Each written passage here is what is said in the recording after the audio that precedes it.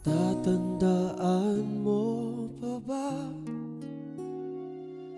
nung tayong dalawa ay unang magkita?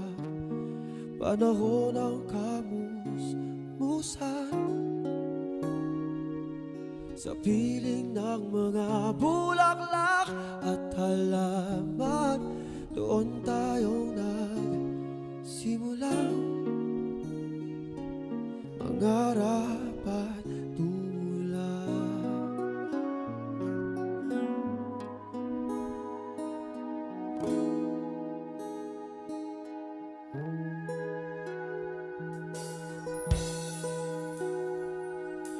Natatandaan mo pa ba